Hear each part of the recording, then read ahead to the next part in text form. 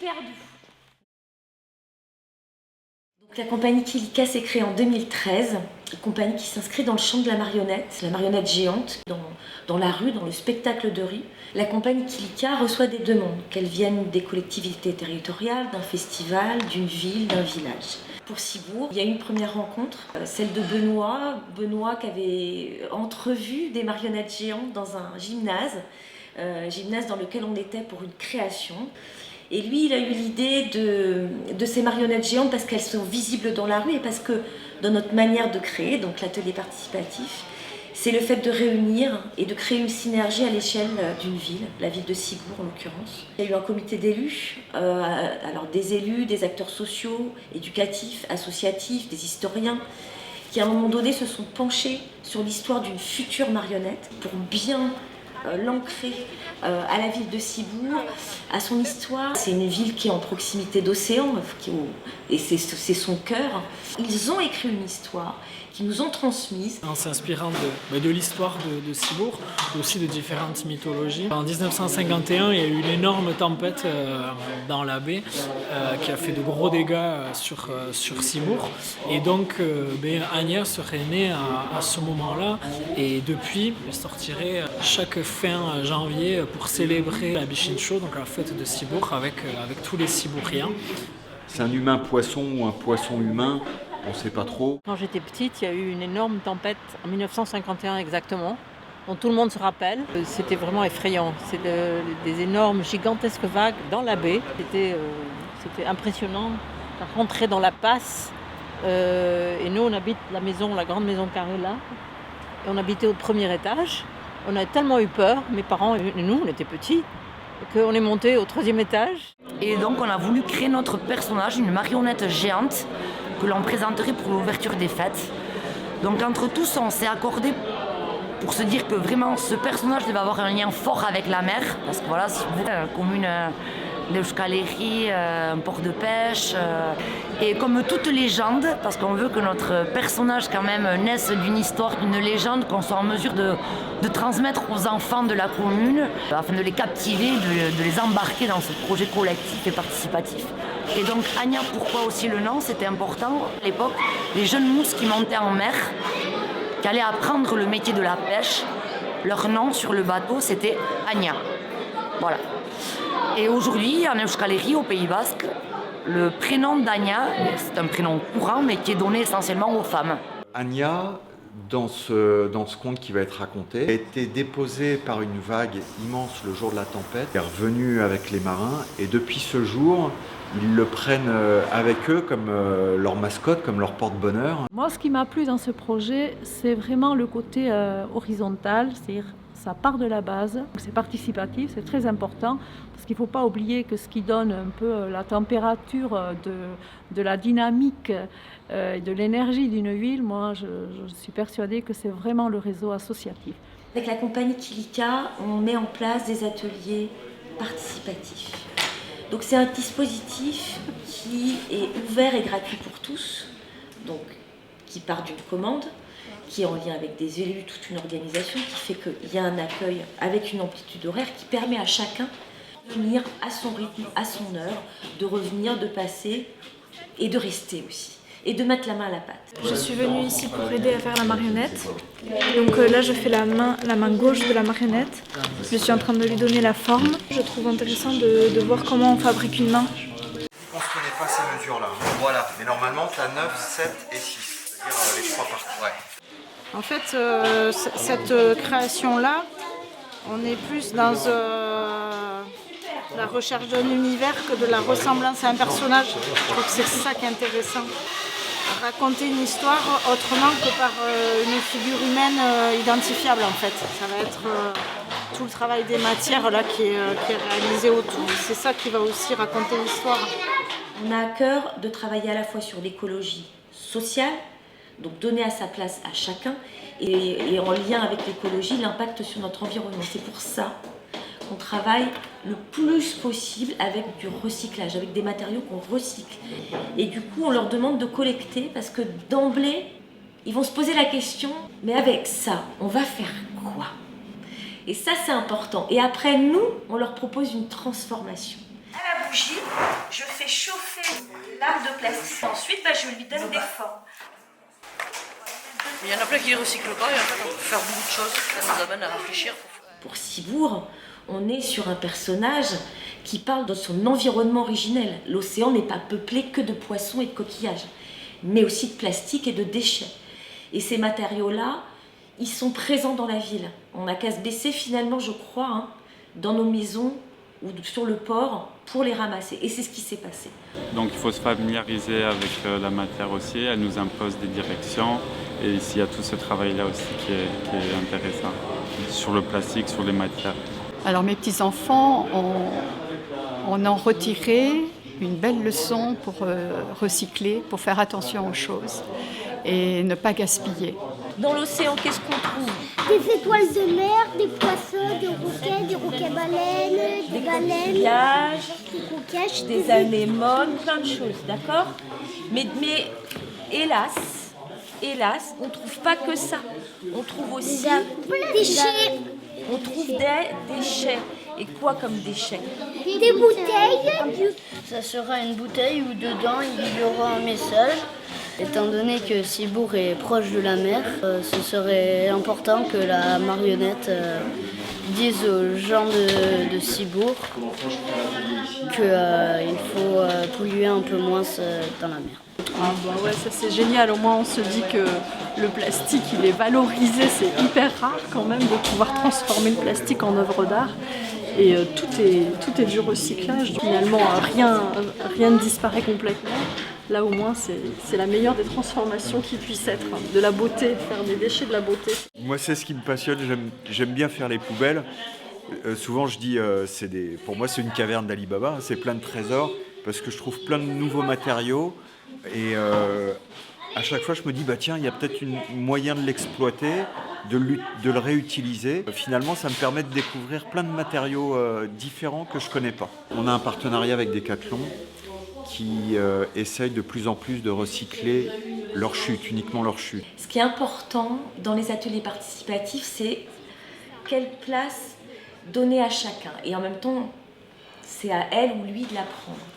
Mais nous, on l'y invite. C'est hyper mélangé, et dans les âges et dans les origines.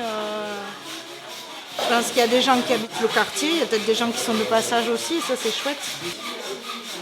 Et puis tout à l'heure, il y avait les enfants qui arrivaient, qui connaissaient déjà l'atelier, qui expliquaient aux parents, et ça c'est chouette, c'est la transmission aussi. Ils reviennent avec leurs parents et puis ils rentrent dans le projet, quoi. On le propose dans le cadre du programme du centre de loisirs, ce qui permet aussi aux jeunes de prendre goût au projet, de s'imprégner du projet. On a communiqué assez largement à toutes les familles de Ciboure pour que les enfants viennent avec leurs parents. C'est génial, on a un échange intergénérationnel qui est top. Regarde là, juste là, ici, là dans le petit trou, ici. Vas-y, tourne ton pinceau, on va essayer de la voir. Voilà. Tu le vois ou pas? C'est pas mal parce qu'il y en a un qui travaille et un qui réfléchit. Cette semaine, depuis lundi, on vient avec les enfants pour participer à construire la marionnette. Et on se rend compte qu'à leur retour, ils sont captivés. Ils ont beaucoup apprécié l'expérience, que ce soit tant dans la participation comme dans la découverte de cet atelier, de la confection de la marionnette. Ça les fait participer jeunes, justement, à des projets de leur ville. Et puis ils adorent ça. Il faut voir comment ils s'impliquent dans le fait de créer quelque chose. Ça, ils aiment beaucoup ça, les enfants. Donc là, on prend ça parce que c'est très dense en termes de plastique et puis ça craint pas l'eau. Là, c'est rouleau de papier toilette. Et puis voilà, et puis à un moment donné, on veut se donner cette forme-là de main. Donc du coup, on crée tous les volumes en respectant chaque phalange.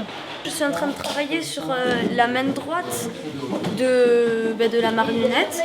Et je suis en train de faire en sorte que les tubes qui vont soutenir la main puissent passer à l'intérieur des doigts pour que ça soit pas articulé, mais juste que ça tienne quand même. Ça nous fait travailler les mains et moi j'adore ça, travailler avec les mains. La main, c'est fait de tubes mousse, de plastique, de tuyaux plus ou moins flexibles. Là, il y a un tuyau d'arrosage. Et puis après, voilà, c'est comment, à un moment donné, on sculpte ses mains en assemblant tous ces éléments. La prochaine étape, ça va être le papier mâché. On récupère des sacs de boulanger, on va les encoller avec de la colle à bois un peu diluée avec de l'eau. On crée la peau de la main. Et du coup, ça vient vraiment s'entremêler. Et puis après, une fois que c'est collé, ça crée des cicatrices et c'est très beau.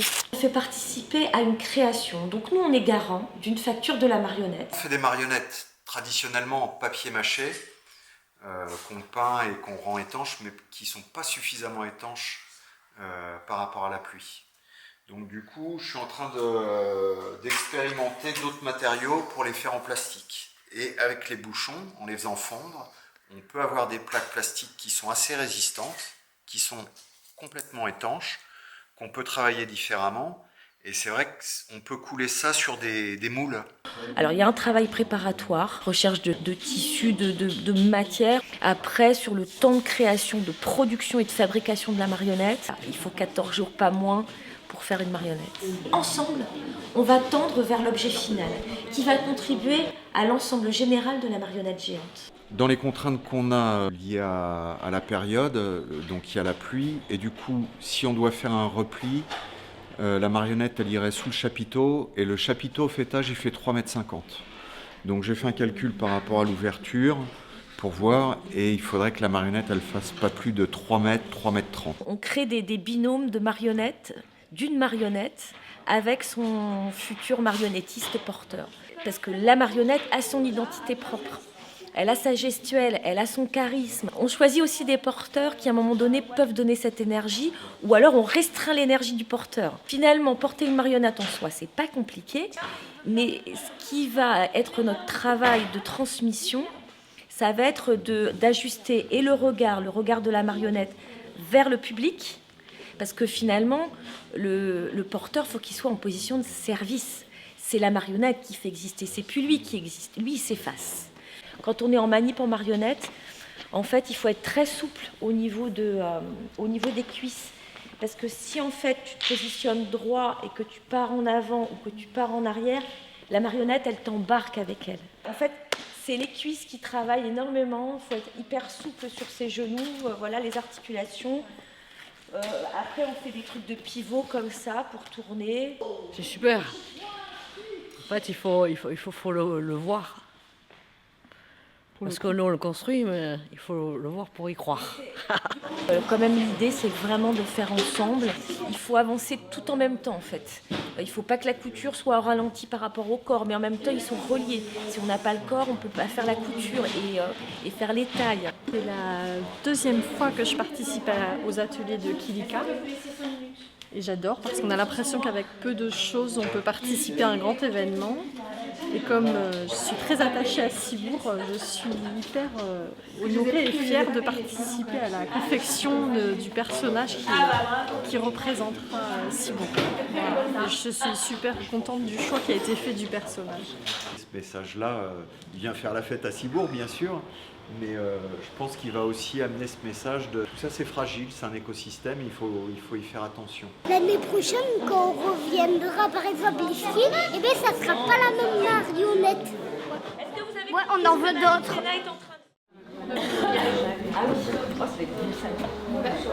Je suis habillée comme ça parce que je vais porter la marionnette Anya pour l'ouverture de Bishincho. Je la trouve très jolie. Je trouve que c'est bien réussi cet effet de créature entre humain et poisson. Je suis attachée à toutes les marionnettes parce qu'en fait c'est pareil, elles naissent sous nos mains et du coup il y a une relation qui se crée entre la marionnette et nous. Alors toi tu mets le béret, c'est qu'il est trop petit celui-là? Voilà. Attends. Je suis un peu stressée parce que c'est la première fois que je porte, mais je pense que tout va bien se passer et j'espère que tout va bien se passer.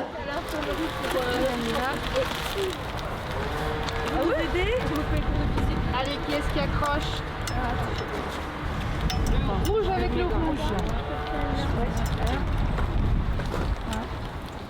L'atelier participatif, je trouve ça super que les citoyens d'un village, d'une ville puissent participer à la création de quelque chose, que ce soit une marionnette ou autre, dans le sens où ça procure du lien pour l'ensemble des citoyens en créant des échanges, des rencontres, des savoir-faire, des découvertes aussi de chacun. D'abord passer ça, non? Non, oui. Ça. Oui, mais regarde. Ah oui, bien joué Naomi. Ça passe. Naomi, elle est formidable, elle sait tout. J'ai le crochet. C'est bon, ok. Attendez, il faut que je mette mes gants. Là, j'en ai su à 1. 2. Non, pas encore. Ah ouais, elle pense là? Non, mais en marchant, ça se voit pas. Ouais, trop cool. Elle patiente dans le froid avec ses petits kilos sur le dos, comme moi. Et du coup, elle a porté le petit Ravel par jour de canicule et là, elle va porter Anya par jour de grand froid. Donc elle aura fait les extrêmes. C'est que le jour de la Bishincho, la mère a déposé Anya au pied du fort de Sokwa, comme un cadeau pour les consoler. Anya ne ressemblait pas aux humains, ni vraiment aux habitants des mers. Avant de la déposer sur le fort, la mère avait accroché une fleur de chardon, un épouse qui roulait sur son cœur. Ainsi, Anya serait protégée de tous les dangers.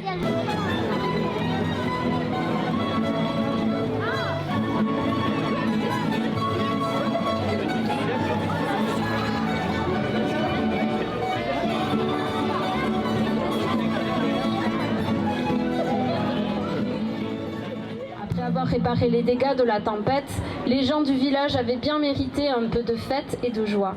La vie reprenait le dessus et les gens reprenaient confiance.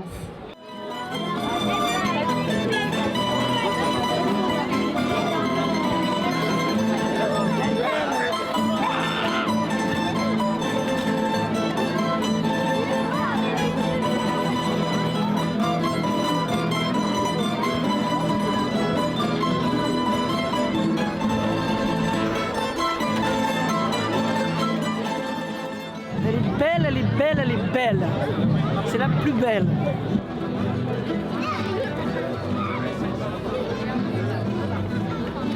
Ben, ça représente la mer, les pêcheurs, Ciboure, le port. Ciboure.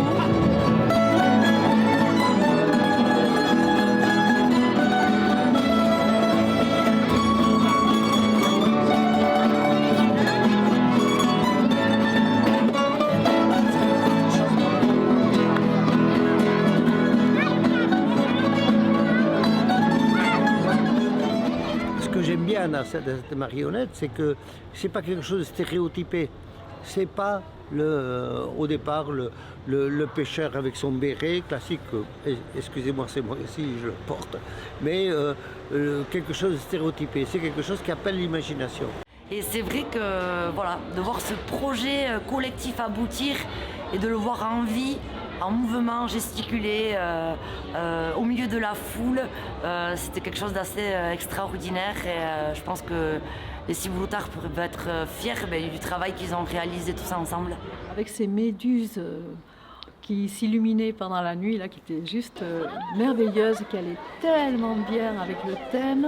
Tous ces enfants donc, qui ont travaillé le mercredi et les vacances à fabriquer ces jolies méduses, vraiment, c'était vraiment magique.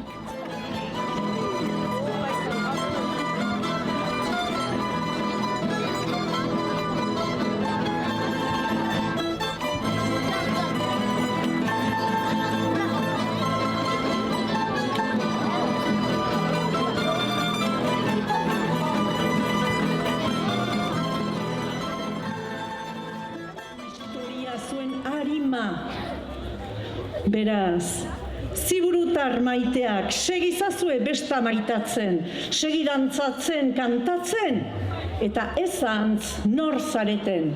Gora Bisintxoak!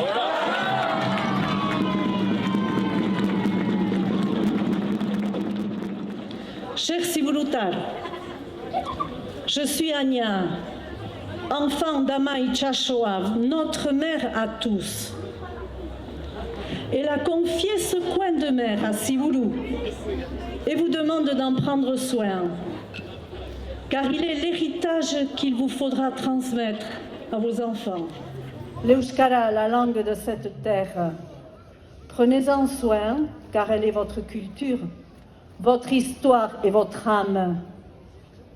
Alors, chers Sibulutar, continuez à aimer la fête, dansez, chantez, et n'oubliez pas qui vous êtes.